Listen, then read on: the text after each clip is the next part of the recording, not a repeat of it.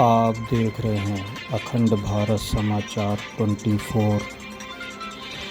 लखनऊ के चारबाग स्थित Motilal memorial society के अंतर्गत संचालित संस्था हर विलास बाल एवं महिला चिकित्सालय में फिजियोथेरेपी भौतिक चिकित्सा का निःशुल्क शिविर का आयोजन चिकित्सालय के अवैतनिक सचिव पूर्व IPS अजय शंकर राय के कर कमलों द्वारा किया गया। इस शिविर में सैकड़ों मरीज को घुटने की दर्द, गर्दन का दर्द, साइटिका, बच्चों में मंदबुद्धि आदि बीमारियों का इलाज चिकित्सालय के भौतिक चिकित्सक डॉक्टर अमजदुल हक खान के नेतृत्व में किया गया। चिकित्सा शिविर में आर्यन पैथोलॉजी द्वारा शुगर की जांच निःशुल्क की गई। इस चिकित्सा शिविर में चिकित्सालय के चिकित्सा अधिकारी डॉक्टर हरबेंद्र अग्निहोत्री एवं अन्य चिकित्सक उपस्थित रहे। आइए देखते हैं एक खास रिपोर्ट। जी मैम, नाम क्या है आपका? साधना तिवारी।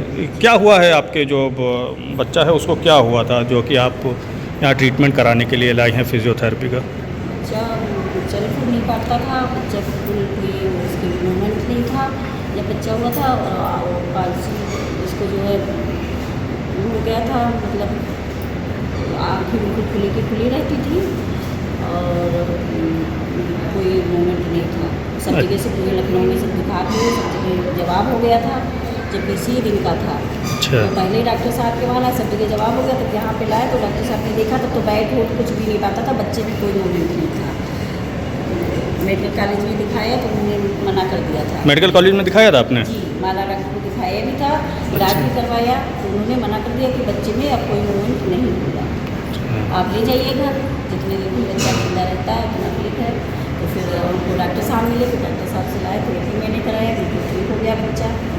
फिर इसको जब 10 साल का हो गया तब इसको फिर से इसको फालिस का अटैक हो गया। तब फिर डॉक्टर साहब के पास लाए तो 2 साल से मतलब 1.5 साल करवाया तो बच्चा डॉक्टर साहब देखा जा रहा है कि मेडिकल कॉलेज जैसी जो संस्था है वहाँ पर जो है बच्चा ट्रीटमेंट के दौरान सही नहीं हो पा रहा है। ऐसे में लोग अब फिजियोथेरेपी कितना बेस्ट है, जैसा मैडम ने बताया है कि फिजियोथेरेपी के माध्यम से उनका जो बेटा है वो काफ़ी हद तक के ठीक हो रहा है, तो क्या कहना चाहेंगे इस पर? मेडिकल कॉलेज जो हमारा है वो पूरे उत्तर प्रदेश का जो लोड है वो मेडिकल कॉलेज के ऊपर होता है। मैं भी मेडिकल कॉलेज से इंटर्नशिप करा हुआ हूँ, तो वो वहाँ पर एक्चुअली में होता क्या है कि 1-2 पेशेंट नहीं होते, वहाँ पर 100-200 पेशेंट की पर डे OPD होती है। तो इस टाइप के जो पेशेंट होते हैं तो वो लोगों को एक्सरसाइज वगैरह बता के कि इस तरीके से आपको मूवमेंट कराना कर लेते हैं।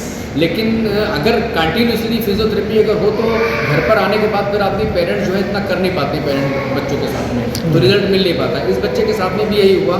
जब ये बच्चा हमारे पास में आया था तो ये डेवलपमेंटल डिले था, बच्चे को हमने ठीक किया। ठीक होने के बाद बच्चा इसमें पढ़ भी रहा है, चल भी रहा है और अपना नाम भी बता रहा है। लेकिन कुछ समय के बाद में इसको फेशियल पॉल्सी का अटैक पड़ता है। फेशियल पॉल्सी का अटैक जो होता है ये फेशियल नर्व इंजरी हो जाती है, जब यहाँ पर जो 7 क्रेनियल नर्व होती है वो हमारी डैमेज हो जाती है वायरल इन्फेक्शन या बैक्टीरियल इन्फेक्शन की वजह से।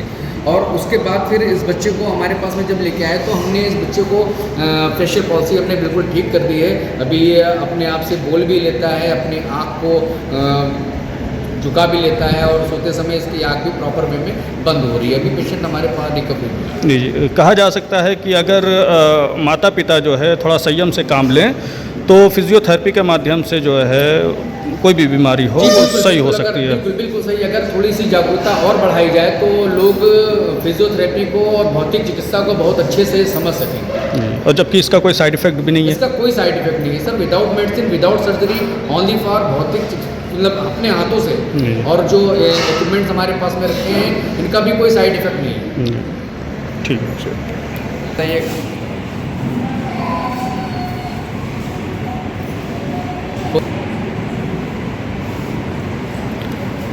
जी मैम, क्या हो गया था आपके बच्चे को? बच्चे मेरा जब हुआ था तो रोया नहीं था, तो डॉक्टर ने इसके NICU में भी रखा हुआ था और फिर मेडिकल कॉलेज गया तो मेडिकल कॉलेज में ये बोले कि बच्चा लेके जाइए, जब तक का है तब तक का रखिए अपने पास, ऐसे कोई उम्मीद नहीं है।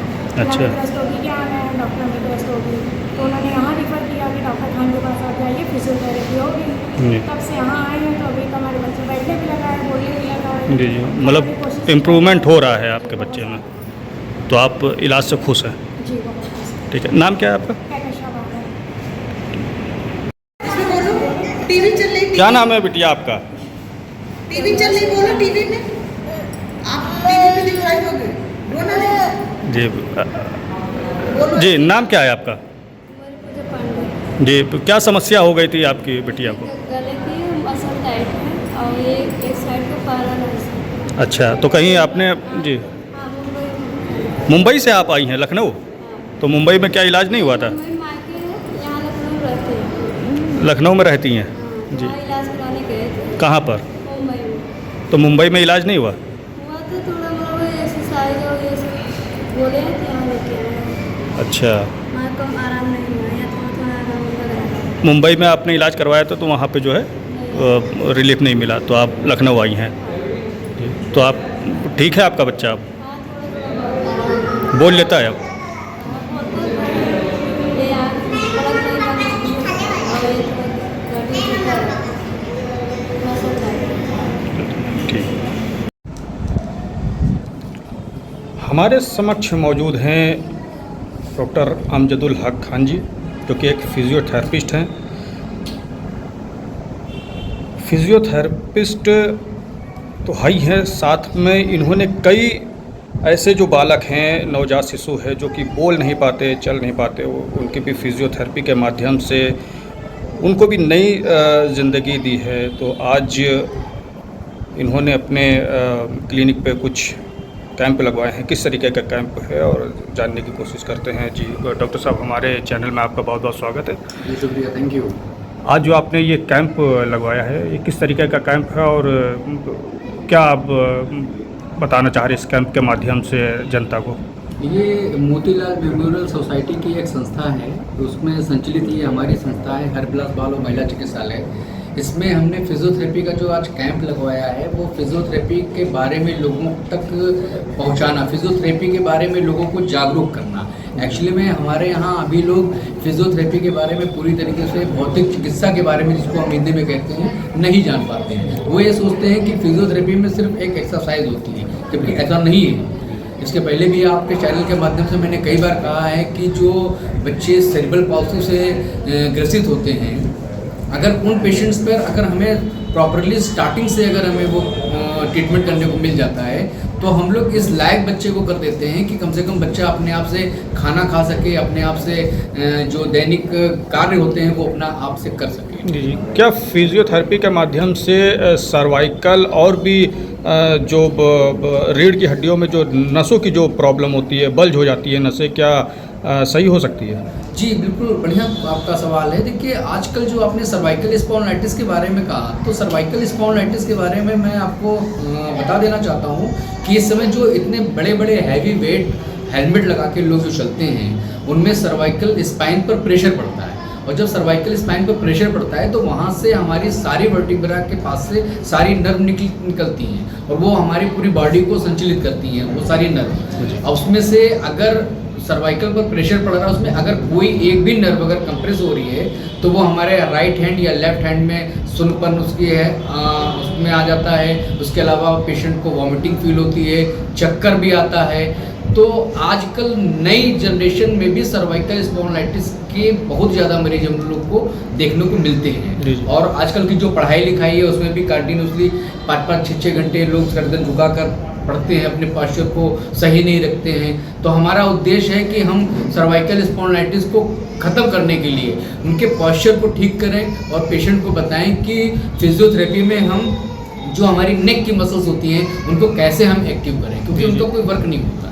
जी, देखा जा रहा है ज़्यादातर जो एलोपैथिक के डॉक्टर हैं वो यही सजेस्ट करते हैं पेशेंट को कि आप जो है सर्जरी के माध्यम से आप ऑपरेशन कराइए और ये ठीक हो सकता है। लेकिन जहाँ तक के मैंने देखा है कि सर्जरी में भी वो पेशेंट उस तरीके से नहीं चल पाते हैं जिस तरीके से वो उनको चलना चाहिए, और फिजियोथेरेपी पे लोगों का भरोसा कम होता जा रहा है। ऐसे में क्या कहेंगे आप? देखिए, जो आपका सवाल है वो बहुत अच्छा सवाल है। इसमें आपने जो बात करी सर्जरी की, तो स्पाइन जो हमारी होती है ये हमारी शरीर की जो एक संरचना है, जिसको हम लोग मेडिकल भाषा में वर्टिब्रा बोलते हैं।